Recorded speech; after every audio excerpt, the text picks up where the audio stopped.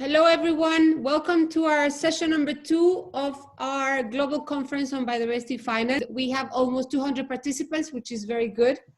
So we would like to welcome you to this session. This is the session number 2 of the Global Conference. We had this morning session 1 on the state of biodiversity finance. We had very interesting discussions, and hopefully we'll have this a very good session today with our panelists. We have this morning joining us panelists from the European Commission, Indonesia, Guatemala, and Finland, who will be sharing their experiences on biodiversity expenditure and tracking and results-based budgeting. So I'm sure we will find this session very interesting. Also,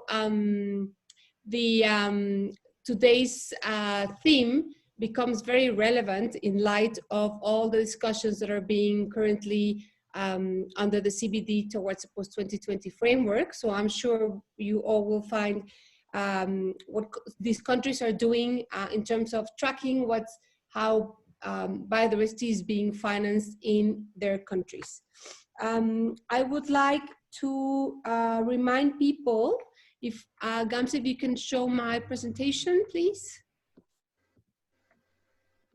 You will be able to, next slide, you will be able to participate with us today. These are, you will be able to participate through either the chat box that you have on the bottom, and I will show this in a second, or by raising your hands. You will also find next to your name in the participants list that there's a possibility of raising your hand, and we will give you the floor to ask your question to our panelists. So these are the panels that we have today, and we will start with a very short presentation that I have prepared for you as an introductory presentation for today's session. Next, please. So as I said before, if you raise your hand, we'll give you the floor and we'll be able to unmute your microphones, but you can also ask questions, and please put any comments that you have on the presentations or on anything you find interesting that our colleagues that are connected to this session should be aware of. The chat box is not only for questions, but also for comments.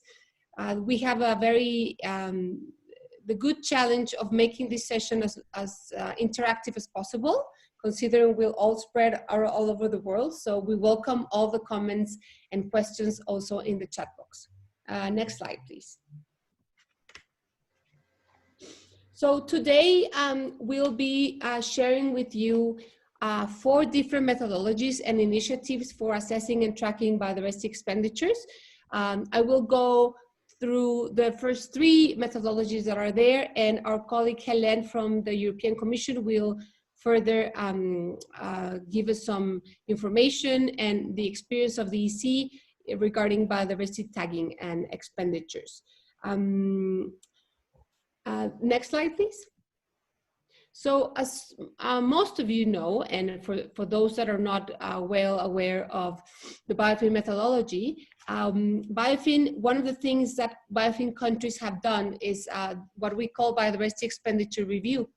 And this is just part of a 5-step approach of our methodology that provides countries in understanding not only where countries are, how are countries spending public and private funding, how are they spending in benefit of biodiversity, but also this assessment is made based on what we call the policy and institutional review, which gives us the big picture of where the country's legislation and policies are actually focusing on the conservation and sustainable use of biodiversity. So our biodiversity expenditure review is based partly on this policy and institutional review, and it provides us with very interesting information across all sectors. So we look not only on what's happening with environmental expenditure related to biodiversity, but also what's happening across sectors like agriculture, energy, water, and transport, and even defense. So this is the second step of the BIOFIN methodology, and then based on the BER, we do a finance needs assessment, which will be also discussed next week before developing the finance plan. But we'll deal with that later in our following sessions. Next slide, please. So this is, very quickly, this is a process that BIOFIN countries go through when they do their biodiversity expenditures review. We start by preparing at the national level, assessing what kind of information there is out there. In many countries, they have very good statistics and information offices. So they work together, the BIOFIN teams work together with these offices to make sure we're using the most official and robust information. Step 2 involves defining what do we mean by biodiversity expenditure, and this is something that I'm sure our colleagues, also our panelists, will share with us. It's interesting to understand not only biodiversity is related to conservation, but also to sustainable use. We gather the data collection and then the data analysis. This is as a colleague of mine in my country, in Mexico, says, it's an archaeological work, trying to put together all these numbers and understanding where they come from, and actually drawing projections of future expenses. And this has provided countries not only with the numbers of how our country is spending in favor of biodiversity, but also BIOFIN countries have realized how dependent they are, for example, in external funding, or huge surprises like understanding that in many cases, the ministers of agriculture are spending even more resources in favor of biodiversity than the ministers of environment. So interesting findings have been coming out from BER process in our national countries. But the BIOFIN process also has allowed countries to understand and identify opportunities for mainstreaming, for increasing expenditure efficiency. And this is also that our colleagues from Guatemala and Finland will share with us as examples. Next slide, please. Another methodology that's being actually used today by the OECD countries is collecting information on what we called environmental protection expenditure data, which is based on the system of environmental accounting, economic accounting, ZIA, and using what is called the classification of environmental protection activities. So these are accounts that some countries are already using. It's a standard by the United Nations Statistics Division. And what the OECD is doing with Eurostat is collecting this information and undertaking analysis of how this information is collected, how can we include also the approach of resource management activities, which could involve also sustainable use. So this is something that is being collected and analyzed by OECD and its member countries. Next slide, please. And the final example that I want to share with you, it's a very interesting initiative by OECD called the Paris Collaborative on Green Budgeting. This was launched at the One Planet Summit in December 2017 by France and Mexico. And this platform is trying to combine information and sharing experiences on how to best integrate climate, biodiversity, and other environmental goals related to in terms of budget. So because it involves budget, this collaborative is involving the Ministries of Finance and the Ministries of Environment. So it gives us the opportunity, it gives countries opportunities to talk to each other in terms of both ministries. It's also assessing the coherence between national and international commitments on climate change, biodiversity, and other environmental commitments and conventions. So with this, I will finish my very short presentation, because obviously you all here are ready and excited to hear about our countries and our panelists who will be sharing their experience today. So with this, I will like, before I give the floor to my colleague Helen from the European Commission, I would like to ask my colleague Gamze to put in their screen a first couple of questions that we would like to ask you guys. It's a poll that will give us very interesting insights on where are we in terms of understanding how biodiversity expenditure is in your countries. So Gamze, can you please pull up the two questions? So I'll give you a minute to answer them, please.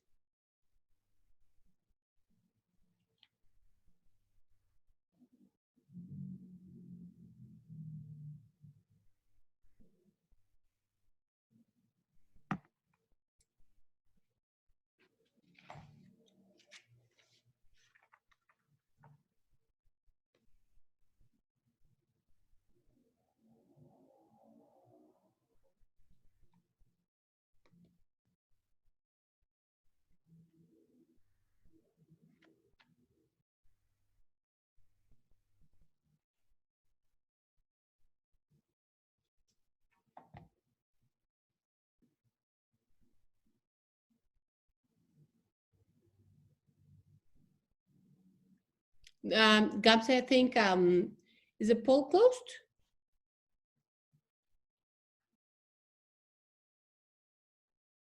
Okay. So for those who, okay, so we're getting up the numbers now.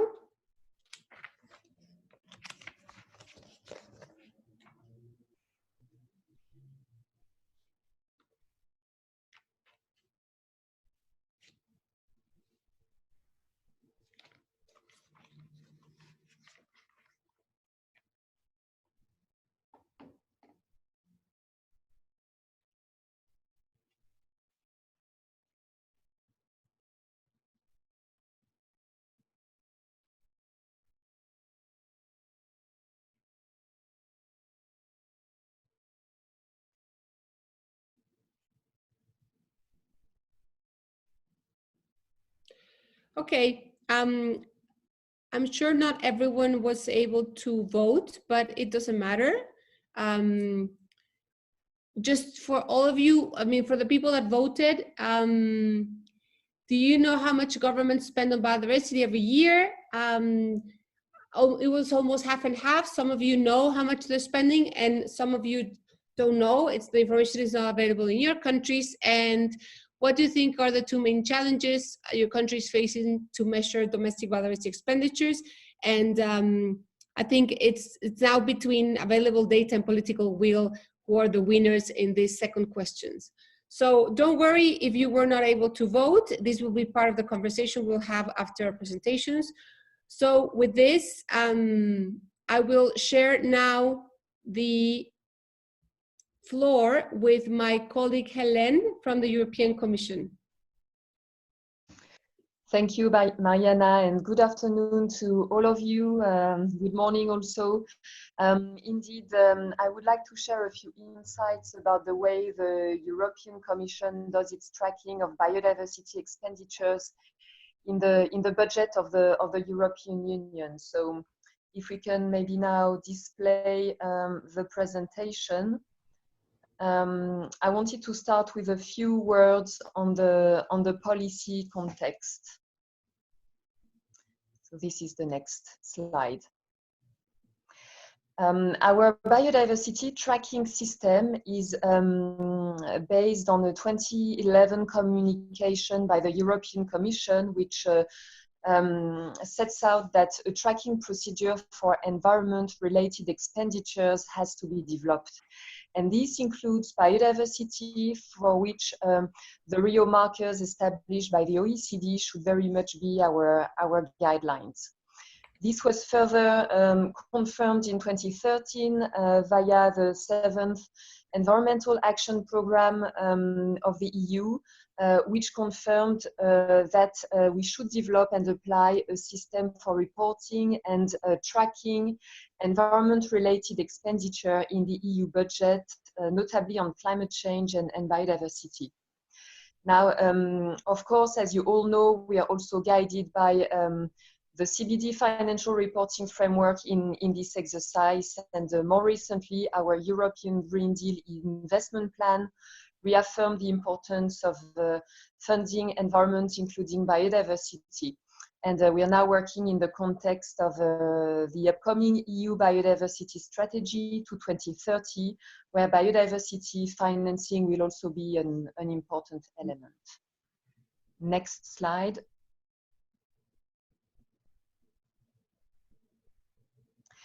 So here I wanted to share with you a few more elements regarding the methodology that we use. We've been applying it since 2014, and what we look at is both domestic and external instruments and associated financial flows. As I've said, of course, all of this is based on the Rio markers, and indeed, we look here at various possible types of biodiversity expenditures, which is mainly based on the three objectives of the CBD. So we look, among other things, at expenses related to the conservation and restoration of biodiversity. We also look at the sustainable use and management of biodiversity and ecosystems, including, for example, regarding agriculture, forestry, and so on. And then we also take into account any expenses related to the fair and equitable sharing of the benefits of the utilization of genetic resources. So this is very much our approach. Next. So here is a very quick overview of our domestic financial flows since 2014. I mean, I won't embark in commenting these figures in details, but overall, what you can see is that for each fund of the European Union under our budget, we track the part of that fund that contributes to biodiversity. And here again, we look at, for example, our agriculture funds, our maritime funds, research, and so on. Next. So in terms of conclusions, the tracking of biodiversity expenditures in our budget has been a very effective tool to help us advancing the mainstreaming of biodiversity into the EU budget. Here, measuring and tracking has been a very important step to achieve that mainstreaming.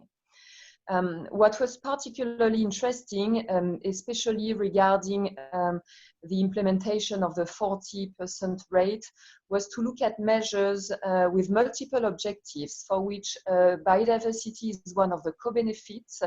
And this has been sometimes challenging to quantify the contribution to biodiversity, but at the same time, really important in the spirit of mainstreaming biodiversity into our budget. So, for example, how can we maximize the contribution of our climate expenses for biodiversity?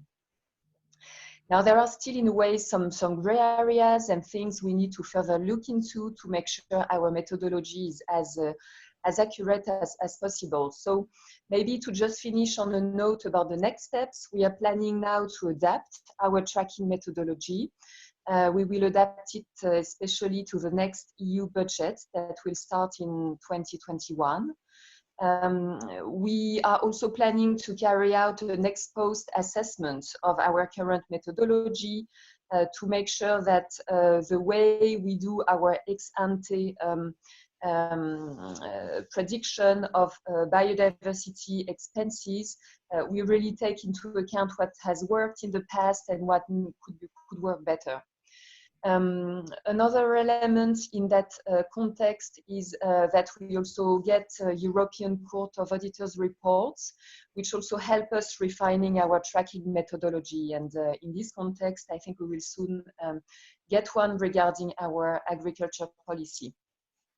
The very last word regarding the fact that one of the areas of potential development is to look at the private investments mobilized via our public funding and budget. So, for example, one of the things we may wish to explore in the future relates to the next investment program of the EU, InvestEU, and whether we can design a system to track biodiversity and those investments that we've managed to leverage via this program. So I think that's it at this stage in a nutshell, and happy to respond to any questions you may have. Thank you. Thank you very much, Hélène, for your very interesting presentation. And I would like to give the floor now to Mr. Dewa Ekayana from the Ministry of Finance, Indonesia. Thank you, Mariana. Hello, everyone. Good morning. My name is Dewa Ekayana. I'm from the Ministry of Finance of Indonesia. Thanks for the opportunity. I'm sorry my video doesn't show up because of the technical issue. In this occasion, I would like to share Indonesia experience regarding the tracking for biodiversity on Indonesian government budget. Okay, next slide, please.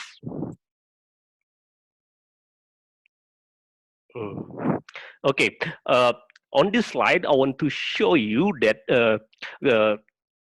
Indonesia set ambitious target to combat the climate change issue by decreasing 29% of greenhouse gas emission by business as usual, and 41% of if get support from international donor.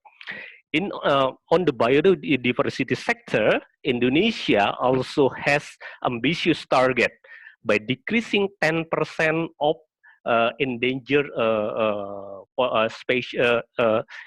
species.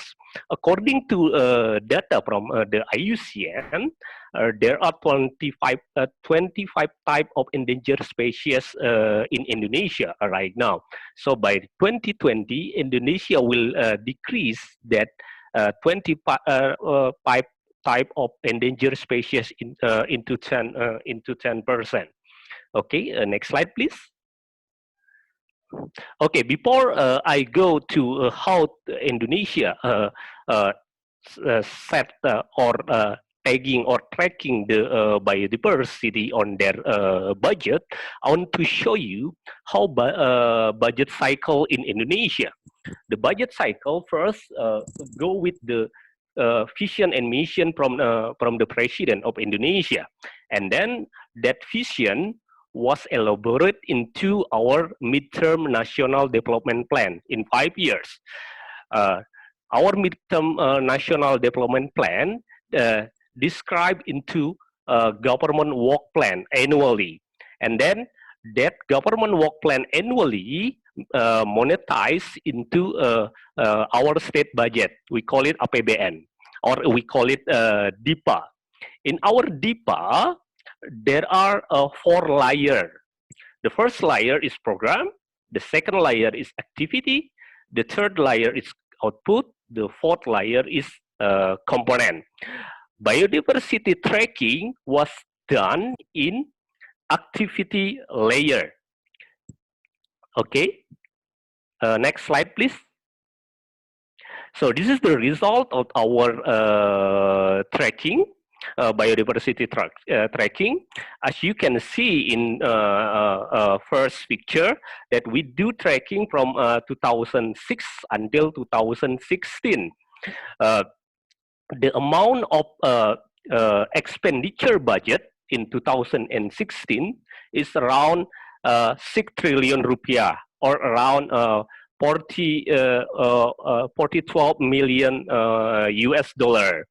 In picture number 1, you also can notice that from 2010 until 2011, there is a jump of budget, biodiversity budget, because Indonesia changed their budget mechanism into government-based, performance-based budgeting. Our tracking on biodiversity budget include 5 line ministry. The first is Ministry of Environment. Second is Ministry of Marine Affairs. Third is Ministry of Agriculture. Fourth is Ministry of Public Works. And five is the Indonesia Science Body. For the challenges of doing budget, biodiversity budget structure, the first challenge is that we should agree by the biodiversity definition. If we agree with that biodiversity definition, we can easily track on our activities in government budget. That's the first challenge. The second challenge is about the coordination among related ministry is very challenges in Indonesia. From our experience, we did tracking in 5 ministry. That's a difficult thing to do coordination. The third challenge is, as you can see in the picture number 2, that from Ministry of Environment, not 100% their government budget related to biodiversity spending. There are 20% until 30% that government budget in Ministry of Environment not correlated to biodiversity spending. Okay, next slide, please. Beside the government budget, we also do tracking from other sources that do by other actors. The first sources is from multilateral grant. The second sources is from bilateral grant. The third sources is from private sector, and the 5 sources is from civil society. The challenges to do this tracking is the data availability is very difficult. Okay, next slide, please. Okay, this is the last slide. Our this slide will talk about lesson and note for biodiversity tracking in Indonesia. The first thing is biodiversity tracking is very important to generate more effective budget allocation in Indonesia. The second is Indonesia has also implemented systematic budget tagging across thematic area. So beside the biodiversity tagging, Indonesia also has other thematic tagging. For example, gender, climate change, and other key development priority. For example, like infrastructure or health. So the third is while Indonesia do biodiversity tagging through manual system. So more electronic system, more online system is needed to easily tagging the biodiversity spending in our government budget. The last one, the human resources is also become a challenges in taking the biodiversity or tracking the biodiversity, because not every line ministry has same awareness regarding the importance of biodiversity. Okay, that's all that I can share it to you. If you have any question, I'm happily to answer it. Thank you, Mariana. Thank you very much, Dewa, for that very interesting presentation. Now we will have a few minutes to get some questions from participants. And I would like to remind everyone that all presentations and recording of this session and the past session we had this morning will be available starting tomorrow in a LinkedIn group that I'll be sharing with you at the end. So don't worry about taking very detailed notes of our presentations, because you will have them available. I would like to ask our colleague Gabriela Blatter from Switzerland if she can't go ahead and ask a question she has. Gabi? Hi, Mariana. Hello, everyone. Thanks, Helen. You already answered in writing to my question. Maybe, I don't know if everyone saw it in the chat. I asked whether some of the activities which are marked through the Rio marker methodology as indirect biodiversity investments, so expenditure like 40%, are not captured through the SEA methodology, and at the same time, whether some that are captured on the 40% are accounted for 100% biodiversity expenditure under SEA. The reason I'm asking this is because I had quite an engaged conversation with our statisticians, let's say it that way, domestically, because they refused to take our numbers. We have a similar methodology to yours for our domestic expenditure for the indirect biodiversity related expenditures as official figures that are statistically sound, that we report to the UN, because they're saying it's not aligned with SEA and they only want to capture the figure which is captured under SEA. And then we run into the problem that you have diverging figures being reported in different areas.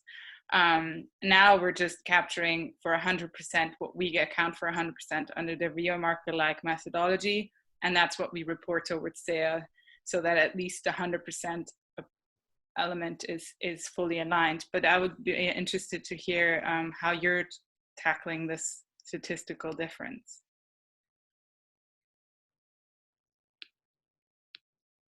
Helen, would you? Yeah, go ahead. Yes, thanks a lot for that question. I mean, actually, I understand this is indeed an issue. I understand our approach was to kind of deviate a bit from the CI approach and then apply the rates of 0, 40, and 100% on across our budget. I mean, well, I was not around when the methodology was developed, and we will update it very soon. So I see whether the issue comes up. But clearly, I think we took quite some distance from the SEA approach. I think one of the issues was also that we have also a specific tracking system for our climate expenditures, which was already based on the Rio markers. And as we had also an issue of consistency with that, we decided to just apply these 3 rates. But I mean, I agree, it's a very valid point. And if I may maybe just add in those, I mean, written questions and messages, I saw also this question from Gilles Clates, and I think Katia kind of clarified, but indeed, when talking about Rio Marker 1, we applied a flat rate of 40% on those areas where there is a significant contribution to biodiversity, but not a principal contribution to biodiversity, which make then it's even more important to make sure that the areas to which we apply this 40% rate have really, I mean, really provide a contribution, a significant contribution to our biodiversity objectives. Thank you, Helen.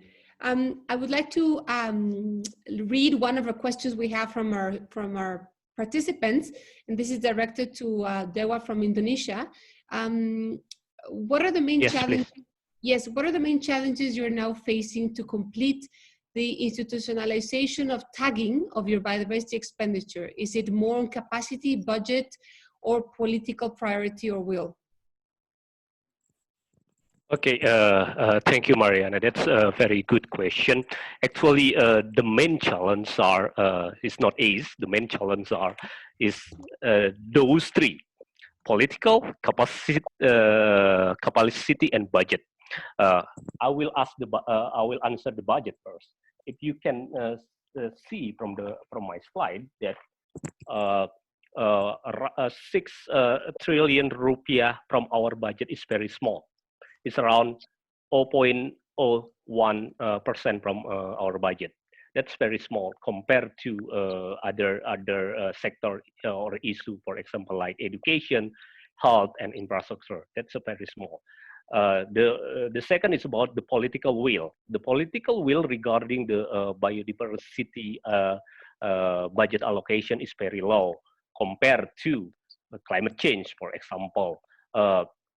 Currently, climate change is get more political will in Indonesia compared to biodiversity. Maybe because of climate change, set the clear target. For example, like emission reduction. But in biodiversity, we don't have any clear target. The third one is about the capacity. Our capacity is become a problem right now. When we try to like online or automatic tagging system that was done by the line ministry, that's a very difficulty because not everyone in the line ministry understand about what is the meaning of biodiversity, what is the activity or program that related to biodiversity. They still don't know about that. That's become our challenges right now when do biodiversity tracking in Indonesia. Thank you, Mariana.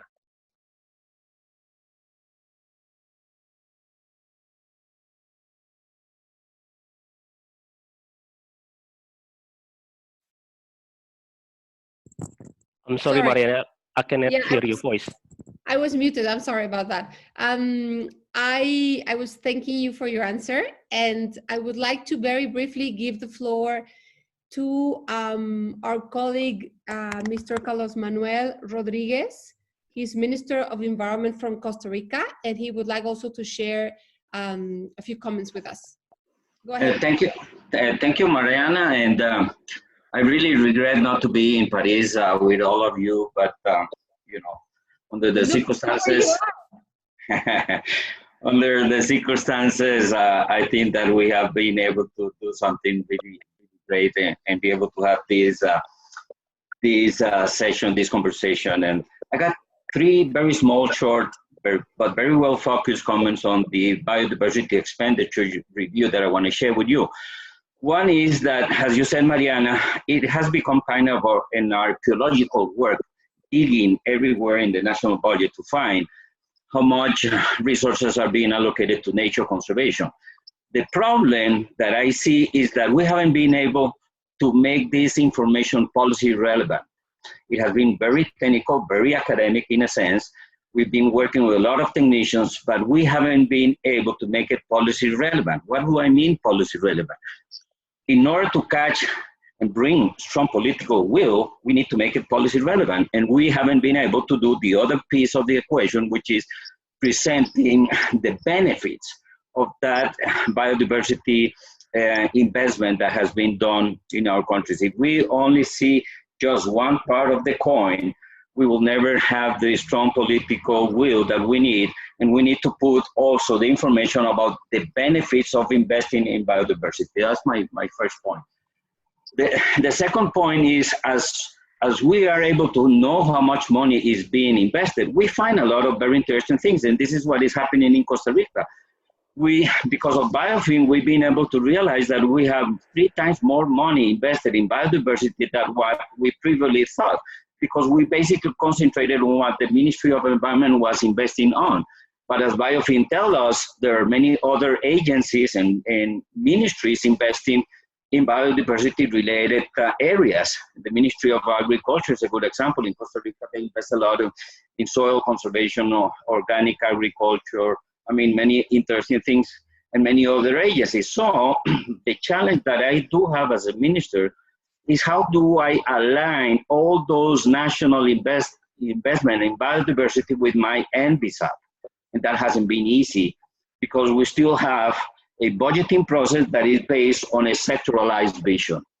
And that is my second comment. My third comment is, it is as important as to do the biodiversity expenditure review, another kind of review which tells us how much governments or our society are investing financial resources in activities that generates nature loss, the negative investment. And this is just way more than what it has been talking in the previous session about, subsidies and perverse incentives. It's way more than that. We need to really understand, in order to have a balance and begin doing the political process to face down or out those negative investments, do the review at the country level of how much money is being invested from the infrastructure sector, from the mining, energy, and agricultural sector that generate biodiversity loss.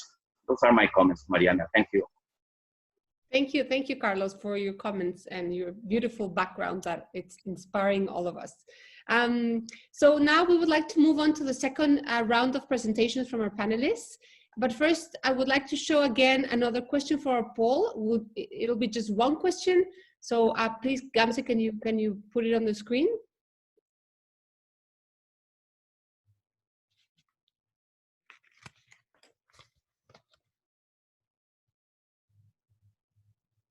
Very easy question.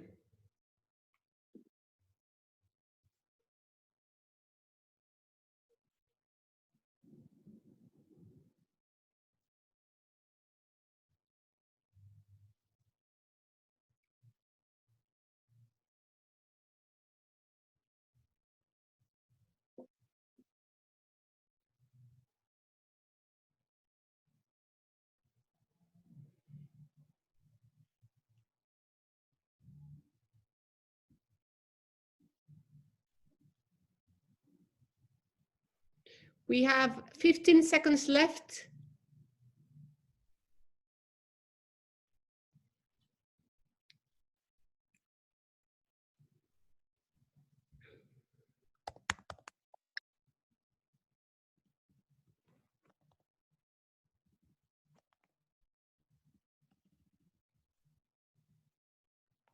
Okay, I will end the poll now. So what you see, I hope everyone can see in their screens, that most people connected today are familiar with their country's budgeting process, which is very good news because this is the first step to actually be able to change the way biodiversity expenditure is done in your country. So with that, we will now give the floor to my colleague Armi Linama from the Ministry of Finance, Finland, who will be sharing the presentation with our colleague Marina, also from Finland, from the Ministry of Environment. Go ahead, Armi. And Gamze, could you please pull up the presentation? Thank you so much, and thank you for having me. I will just give you a very short introduction into our process that we call sustainable development budgeting. It's obviously wider in scope than just biodiversity funding, but biodiversity finance is included in that approach. You can just turn the next slide already. We started this process about 3 years ago at the initiative of our then finance minister. He wanted us to find a way to incorporate sustainable development issues in our budget process. As a first step, we included texts in each main justification title under all ministries, which basically highlight their priorities on implementation of sustainable development issues. And these texts cover all aspects of sustainable development, also social aspects of it.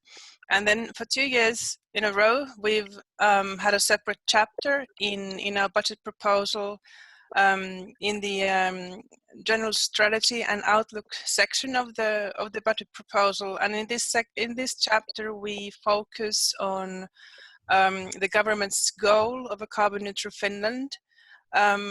We give information on appropriations, taxes, and environmentally harmful subsidies. Because of lack of readily available studies and scarce resources, our budget tagging was done in collaboration with sectoral ministries using their expertise. But Ministry of Finance was in the lead. You may turn the slide to see the results of this exercise. So we concluded that this year we have about 2 billion euros of subsidies that are beneficial to the goal of carbon neutrality. These are divided between the strategic themes of the government program. They obviously include combating climate change, biodiversity funding, research and development, circular economy, for example. And just to give you comparison, our budget this year is about 55 billion euros, or it was 55 before this pandemic. These figures don't include administrative expenditure or any membership fees in international organizations. To be transparent, we also wanted to give the whole picture and also include the not so positive information. And based on the previous studies that have been concluded, we still have about 3.6 billion euros of subsidies that are considered to be environmentally harmful. You may now turn the next slide, which is just basically some of our experiences so far. For us, political support has been vital, considering that this inevitably increases administrative burden to an extent. So you need to have, civil servants need the motivation that this is important to political decision making. Even when our figures are presented to the government ministers at the final stage of their political decision making in the budget proposal process, I would still call this ex post evaluation, which obviously means that we need a little more time to assess the results and the effect that it has on the political decision making. But I can already conclude that it has increased transparency and it has increased awareness of sustainable development issues in the budget. These appropriations are divided between 5 different ministries, so it's otherwise a little difficult to get the whole picture. In this process, we engaged not only civil servants that work on budgetary issues, but also those that are experts in the field of sustainable development issues. And we also engaged NGOs in the beginning of this process. And this proved to be beneficial to the issue, and especially with regard to raising awareness. And for the final slide, I will hand over to Marina. Thank you. So also from my side, thank you very much for having the opportunity to join this meeting and to speak. I just want to say that, as Armi noted, the political will has been tremendously important for also the reporting and the review mechanisms in Finland. In February 2020, we have the database contained national data for 155 global indicators of total of 244, which is the coverage of 63.5% of all indicators of the SDGs are already covered in Finland. We also have 120 indicators measuring biodiversity and the implementation efficiency, and both the SDGs and the biodiversity indicators are available transparently. They are available for everybody. We have on this www.biodiversity fee, we have all the implementation of the biodiversity national strategy and action plan, and also the indicators which we use when we report on biodiversity. This has been key, and also the evaluation and the review of our efficiency for biodiversity actions. The government gave us last year 200,000 euros to have a scientific evidence-based report on how our National Biodiversity Strategy and Action Plan, how effective it has been and how the success stories looks like, and also the challenges. And that report will be ready now in May 2020. And in fact, I'm the chair of this work, which is then done by scientists.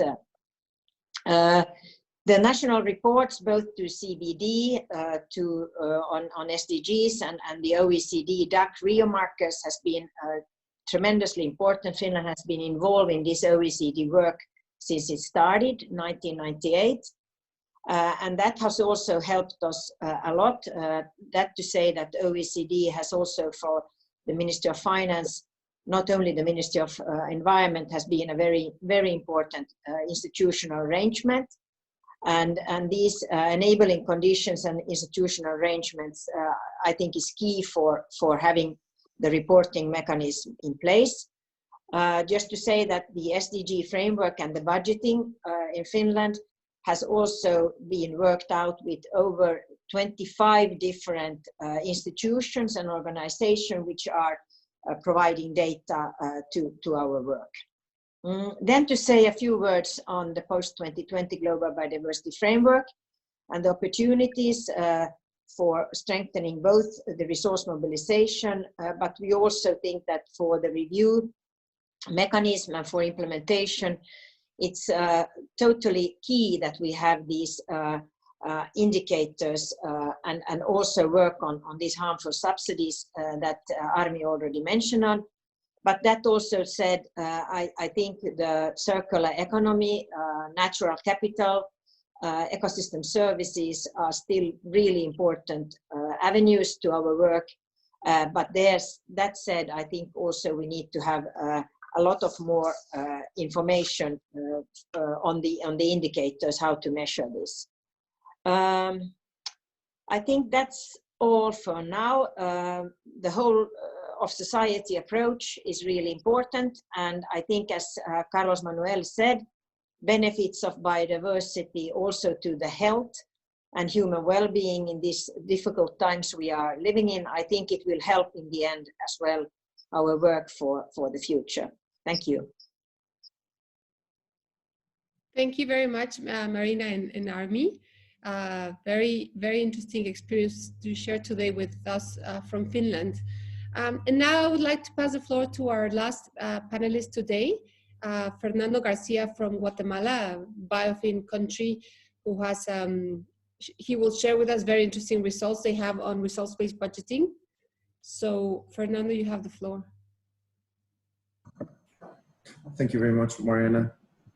For us, it's going to be a pleasure to share with you guys, while the presentation is going to be set up on the screen, our experience on RBB in local governments. Just to a few contexts about BIOFIN in Guatemala. BIOFIN methodology started in Guatemala in October 2014. By 2016, BIOFIN reached the implementation phase, which was based on the results of the BIOFIN phase 1. In particular, the RBB finance solution is derived from two key documents, which were designed in the previous phase, which are the Biodiversity Finance Plan and then FNEA, the Financial Needs Assessments. These analyses were useful to prioritize finance strategies to gradually close the estimated biodiversity financial gap. As a result, the implementation of RBB with local governments were selected and endorsed by the BIOFIN National Committee.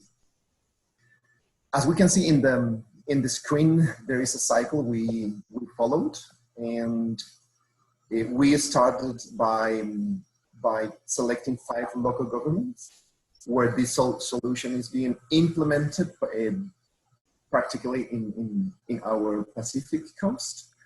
The aim of this finance solution is to realign municipal funds through the adoption of the RBB by opening a municipal budget line to invest financial resources for coastal biodiversity conservation. These phases that we went through to develop the RBB started to raising awareness to municipal authorities, including members of municipal councils.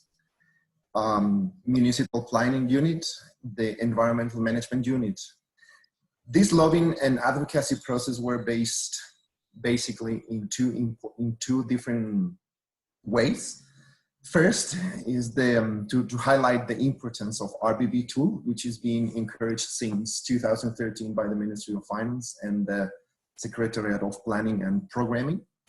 The second one is raising political awareness, linking social and economic local needs to coastal marine biodiversity conservation. For example, one of the experiences we were dealing with the local government was to how they can integrate into their planning management municipal strategies that will promote, for example, marine and coastal tourism in and around local protected areas that will boost socioeconomic activities at local scale. To facilitate this understanding of RBB and biodiversity, BIOFIN designed a coastal marine biodiversity conservation and financial linking theoretical model, which served for building capacities at technical and political levels. As a result, these 5 local governments institutionalized the RBB by enacting a municipal council resolution, set forth an open coastal marine budget line in municipal budget. Since 2008 up to date, municipal councils have issued such municipal ordinance that has enabled BIOFIN to help authorities to design and prioritize local investments, which, by the way, the limited technical capacities in the municipality is still a challenge to be tackled. Next slide, please. In consequence, as we can see in the graph, realigning municipal funds using RBB for coastal marine biodiversity conservation from 2018 and 2020 has positively evolved, investing up to date $1.2 million in total of the 5 local governments. Next slide, please. And summing up, it is worthwhile to mention a couple of things. One is the next slide, please. Thank you. And a couple of lessons learned is that coastal marine biodiversity laws are beyond local government's actions. Hence, conservation requires the engagement of surrounding municipalities, including upper and lower watersheds interventions. Another key aspect is that an effective advocacy requires a long political engagement process due to turnover and changes in municipal authorities is being every 4 years here in Guatemala. This could affect budget allocation for biodiversity management and conservation activities. In a country with a high poverty rate such as our country, biodiversity conservation is not precisely a political priority. Hence, budget advocacy process must be based on the potential outcomes that biodiversity conservation can bring to local livelihoods and improve and deliver environmental services. Even though there is no priority, we've been having interesting results over the last two years by increasing these funds into the municipal budget by around 25 and 30% rate every year.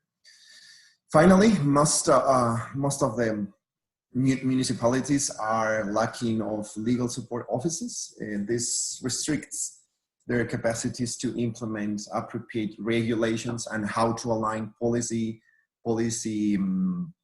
frameworks on, for example, poverty, social, economic, and how to link these policies to biodiversity conservation at local level, not only at marine, but also at coastal and upper actions in the country.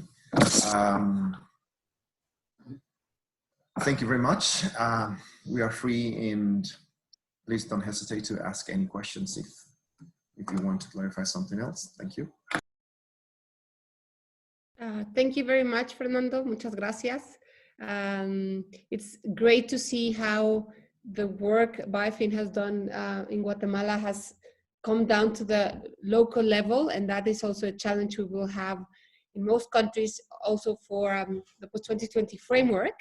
And now we will have a few minutes for particular questions to these two panelists, and then we will have another open discussion session to interact between our panelists and our participants. So the first question is for our colleagues in Finland. I will merge a couple of questions from Jeremy Apple and Salima Kempener. How is expenditure on carbon neutral in Finland automatically considered to be biodiversity friendly? And what prompted the political will in this country, and more particularly within the Ministry of Finance? Thank you for those questions. Maybe I'll start and then Marina can continue. About the carbon neutrality versus biodiversity funding, I think that's a fair point. It's true that there are most likely some subsidies that might be beneficial to fighting climate change, for example, but maybe detrimental to biodiversity funding. That's a fair criticism. It's the approach that was chosen politically to use the sustainable development criteria. But I would say that there are not substantial amounts of subsidies that would be detrimental to biodiversity funding, maybe by energy, for example. But then again, it also depends on how you execute a project. For example, public transportation, it depends on how you execute it, on whether that's harmful for biodiversity or not. So it becomes complicated. About the political will, that's a good question. We've been wondering about that ourselves. I would say, maybe this is cynical, but I would say that media helps. So if there's a public discussion on a certain issue, that usually comes increases awareness among politicians. And in Finland, I think there was a lot of discussion on sustainable development a few years back in the Parliament of Finland, for example, and in newspapers. So I think that was one aspect to it.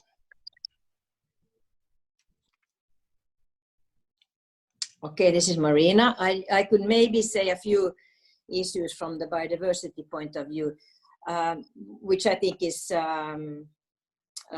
quite positive, and that is that the climate neutrality that we have in Finland to 2035 is very ambitious. But as you know, Finland has been using the marshlands also for energy.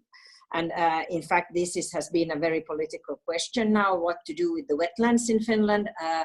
And that has helped also for restoration. So we have an issue there not to use anymore or should we say phasing out energy procedures that are harmful to biodiversity for using for wetlands, for instance, and instead pinpointing the added value for having.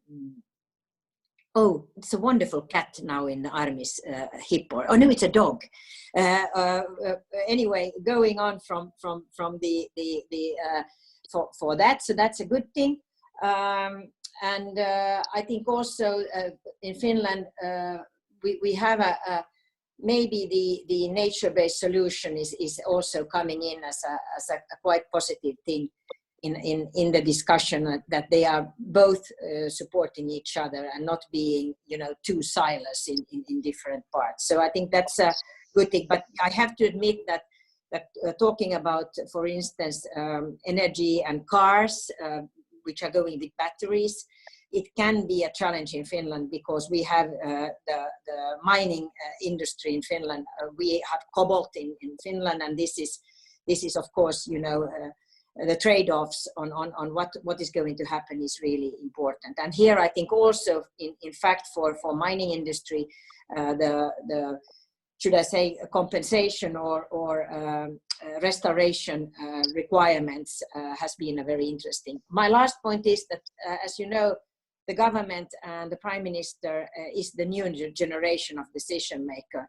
I mean, she is 15 years younger than myself. So, I mean, they are much more educated. And I think that has been a very good thing in my country to see that the new generation of decision makers, they have a totally different view on environment and development. Thank you. Thank you, Marina and Armi. And I have a question for Fernando. Actually, a couple of people asked this. Why do you think you have a negative trend in one of the local municipalities from 2016 to 2018? Were the results not good, leading to lower budgeting in 2018? Or you could see the graph really lower than the other ones? Yes, thank you very much. Actually, we are facing the same trend from 2019 to 2020. First, it is important to mention that the budget law in Guatemala enables local governments to do any change at any time whenever the municipal council requires any realign, any to attend any priority, either could be biodiversity, social or economic. So this is an article which enabled the municipalities to make any change. One of the main reasons for the change in that year was that we are facing the last political year. So local governments are always realigning funds for political proposals. Even though we had this trend, we were doing a little bit of advocacy not to close the budget line on biodiversity conservation, but mainly most of the changes are because local interest, not necessarily for biodiversity conservation, but at least the 5 local governments are still with a budget line opened and realigning and allocating municipal funds for biodiversity conservation. Okay, thank you, Fernando. Now I would like to open the floor in the chat box. We have many questions. We still have time as we started a little bit late. So I will start discussion with one question that we had from our colleague Santiago Aparicio from Colombia. Let me just see. Okay, this question, I believe it would be targeted more for Indonesia and Guatemala, Fernando, but if any of you would like to share, can you be more specific on how to use the tracking process to improve a better allocation for biodiversity? How useful has been the BIOFIN methodology to improve public expenditure efficiency?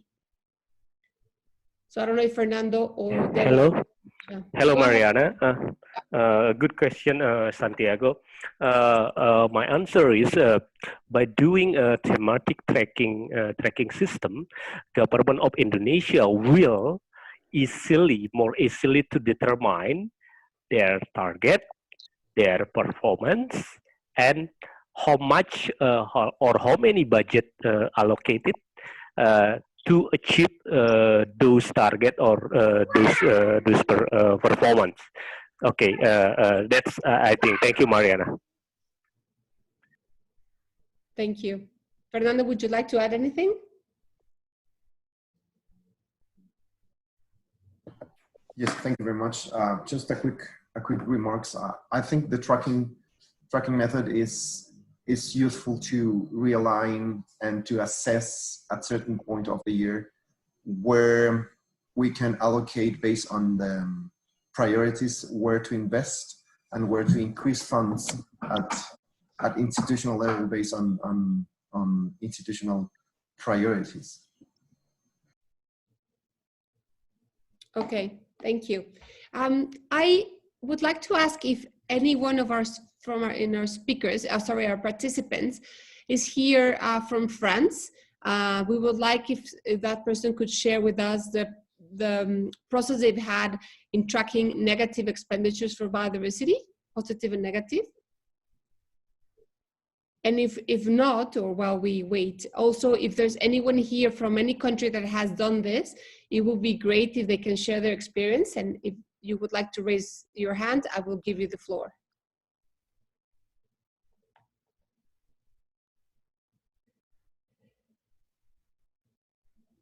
I have a question, another question for Hélène from the European Commission.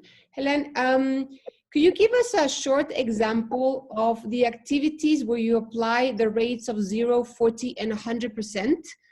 This was in your presentation, and I think it would be interesting if you could share that with us. Yes, sure. I mean, there are many examples across our various EU funds, but maybe just to give you an example, I think an example of a percentage of 100% would be regarding, for example, the funding of a green infrastructure, where the entirety of the project budget is dedicated to restoring and conserving ecosystems in order to protect and recreate a green infrastructure. When, for example, a rate of 40% would relate to a project that would kind of combine gray and green infrastructure, but where the green infrastructure would still have a prominent role and place in the project. For example, along an infrastructure or something like that, but where you would really need some significant green infrastructure component. And then an example of 0% would be, for example, regarding what we would call a gray infrastructure. You may have ornamental plantations of exotic trees and other types of species, which are everything but, well, which are not beneficial to biodiversity per se, and actually potentially invasive and harmful, which should not happen. So, I mean, clearly in such a case, we would attribute a rate of 0%. Okay, thank you.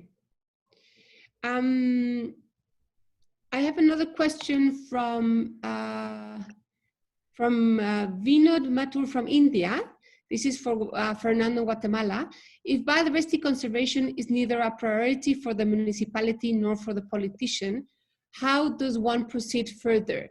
And I think this question has to do with the capacity building process that you have, BIOFIN has been working on with the municipalities. Fernando, if you could share a little bit with us about that.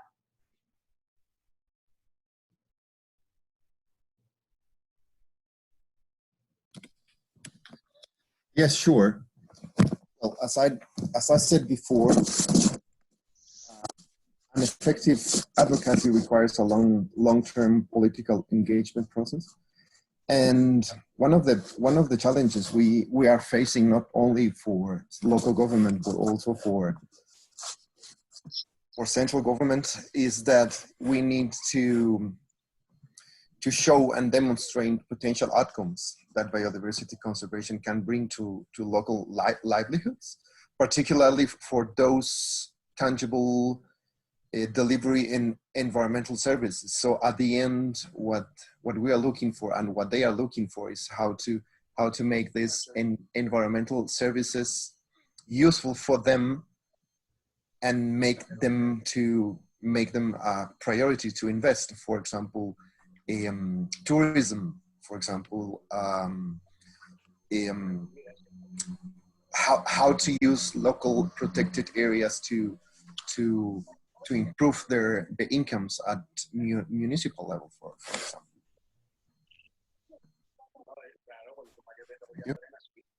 Okay, Thank you very much. Would anyone like to raise their hand to ask a question directly to our panelists? Or would any of our panelists would like to add anything to these questions, or any insights or reflections of the discussion we've had today so far?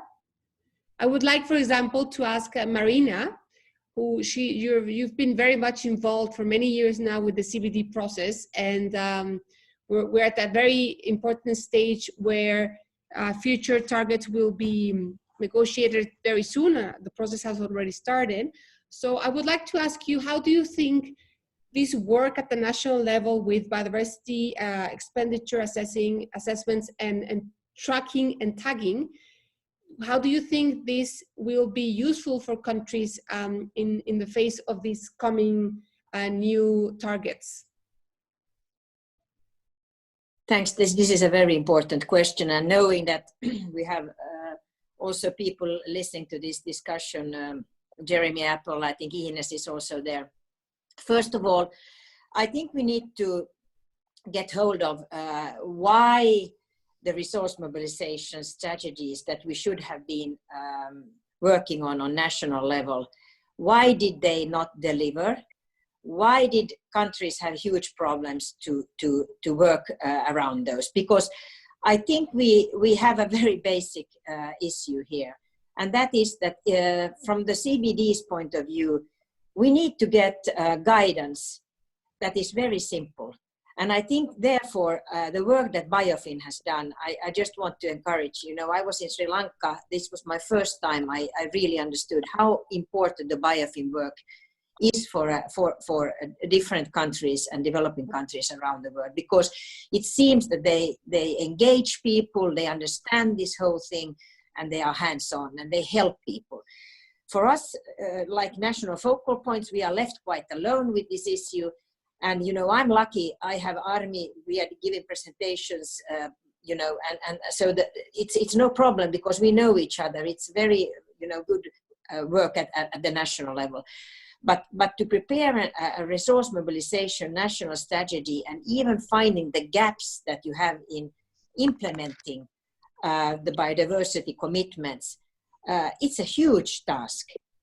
And all of us know that it's a challenge, that biodiversity and environment issues are not very high on the agenda in the government. So I think this is an issue. I think we need to get much more clear guidance and not to ask for too much. I think from a personal Finnish point of view, in fact, we did the issue, we looked at the harmful subsidies. We are going to continue on that. Armi can also tell us about it's going to be looked into again. It has been a very tough, issue, but I think there is now a commitment from the government that they will continue with this, and it's going to the Ministry of Finance to look at it. But of course, they need the expertise from environment field. So I think this is a very crucial issue, also for the target 20 on the Aichi biodiversity targets, how we are going to formulate this, what is going to be the added issue in a decision, and the requirement or requests for having a national strategies or resource mobilization or finance or something. But I think we need to use already, and I think the methodology, the question of methodology is also very important, because it's not clear yet all in all. But that said, I think it sounds a little bit strange, but I think we need also to have the outcome of the three panel, the resource mobilization panels results. I'm keen to look into these three reports which are coming, because I think we need to get hold of the evidence as well. Where is the real gaps? And on national level, yeah, it's we need to talk more to climate people, I think. Thank you very much, Marina. I think all countries that have done these kind of processes understand the relevance of working beyond our biodiversity community in order to reach the results and outcomes we expect, and particularly the strong opportunities that we have to work with the ministries of finance to bring them on board. And that is at least one of the priorities we have with BIOFIN countries is that anything related to biodiversity expenditure and to the whole BIOFIN methodology should have the Ministries of Finance involved. I would like now to give the floor to our colleague Basile Havre, who is one of the co-chairs of the open-ended working group on the negotiation process for the post-2020 framework. We're very happy he can join us. So Basile, if you can, anyone can give him the floor? Can you hear me now? Yes, we can. Hello, Basile. Thank you Hello. for joining. Good day, everyone, and thank you for giving me the floor. I've been listening to the conversation with great interest, and thank you for organizing those process. It's in itself, it's great that this is happening, and I'm looking forward to hear the other ones. In terms of the subject, and I think we're facing unprecedented time, and with those unprecedented time, there are both challenges and opportunities. I think in the challenge, the world has shifted under our feet in a matter of weeks. And I know all the good work that Jeremy and his colleagues on the panel, and the work that Ines and Luciana at the thematic consultation on the resource mobilization, all that is shifting now with both a different focus. People are worrying about their life, they're worrying about the life of people they have around them. Government investing in that, and those resources are not available anymore for other priorities. They will soon be investing a lot on kickstarting the economy, and I'm really looking forward to how the CBD community can, together with other communities like the climate change one, can provide a set of guidelines or advice to ensure that those investments are made in the best possible ways, and certainly not in a way that is negative to the environment. And then finally, it is going to be for us as we move forward to try to create a resource mobilization strategy that will recognize those challenges and those opportunities. And we know we can negotiate the best possible plan, and I count on Marina and Hélène and all of you on the call to do that. But if at the end of the day we don't have the resource to implement it, it's just gonna be a plan. So there is a lot of work in front of us. I think those kind of discussion and the kind of tools we're discussing are going to be very important, and I'm looking forward to hear that. Thank you very much. Thank you very much, Basile, for your comments. Sorry, Mariana, I just wanted to say one thing, and I forgot that. Go ahead. One of the avenues for the future, and in Finland as well, is the SDG framework. And I think that we need to be very clever, because SDGs are in many countries really important. And the second thing is now that I think this issue of health and biodiversity will also, in fact, be an opportunity, as Basile said. You know, people will recognize the issue of nature's capacity and the health aspect. And I think it's really important that we also note that in the finance issue, you know, for the future, long term. Thanks. Sorry for that. Thank you. Thank you, Marina. I think considering the time we have, and even though I'm sure we can go longer, spend more time discussing this very interesting topic, I would like to remind people that this is just a second session of the series of sessions we'll have. We'll have Wednesdays for biodiversity finance. So please join us in our next sessions. Just to remind also, session 5 will focus on the private sector. So it was not mentioned very much today, but I think all of us can, I'm sure we can understand the relevance of involving the private sector, and also understanding the ways in which they can get involved. So that should be very interesting. I would like now to ask our speakers, starting with Hélène, who's back now with us, if you can give us a tweet-style final remark, a takeaway message for our participants today. So please, Hélène, you have the floor. Thanks, and indeed a good discussion. I mean, actually, many things have been said, but as I wrote, I think one of the key things will be to have national finance plans as a clear element of the resource mobilization package of the post-2020 global biodiversity framework. And then the scarce resources that we have should really be focused on the short term of implementation of these national financing plans. So I think that would be one of the key issues. And then when developing such plans and doing our mainstreaming of biodiversity in our national budgets, I think clearly what is key is really to see how can we maximize the co-benefits for biodiversity of all our budget lines that are initially not really supposed to support biodiversity and may be harmful. So I think that's where indeed there is much more to be done to align these various budget lines with our biodiversity objectives. And as we were all saying, that's really a matter of political will, and that's where the post-2020 framework will hopefully place the level of ambition quite high to support this exercise. And I think a good test in the coming weeks and months will be to see how can our economic recovery packages support this view and be biodiversity friendly, because that's really important to make sure that we don't reproduce some of the mistakes we may have done after the 2008 financial crisis.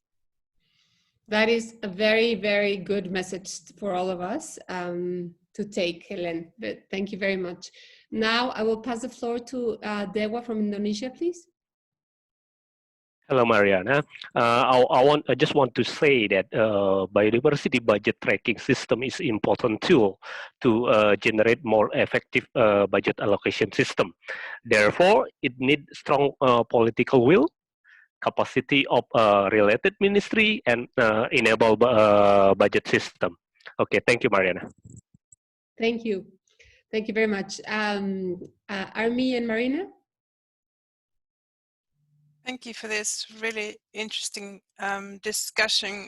I would just like to highlight one word really, and that's transparency. The first step is to identify the appropriations, the subsidies, both good and the bad and the ugly as well. Even if identifying the negative subsidies might ruffle some feathers, but just be transparent about it. Thank you.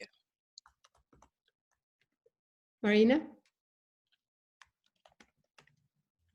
No, I don't have anything to add. I think that's an excellent thing. And to continue to work with the statistics offices all over. I think the statistic office in Washington, the World Bank, we need to continue because we didn't move too much in the future. So I think the UN summit on biodiversity, maybe in September, could be a good avenue to still continue to push. And I think the statistics all over Europe and all the world are a really important institution for our work as well. Thanks. Thank you. And I think, Marina, on that last point, I think some countries are already moving forward on this. As I mentioned, Mexico is one of the examples, but I think the UNSD is also understanding that we need to move a little bit quicker in opening the approach and the discussion related to environmental accounting. Finally, Fernando, please, you have the floor.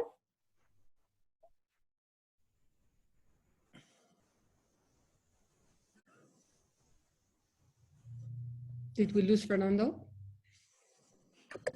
Oh, sorry, I was on mute.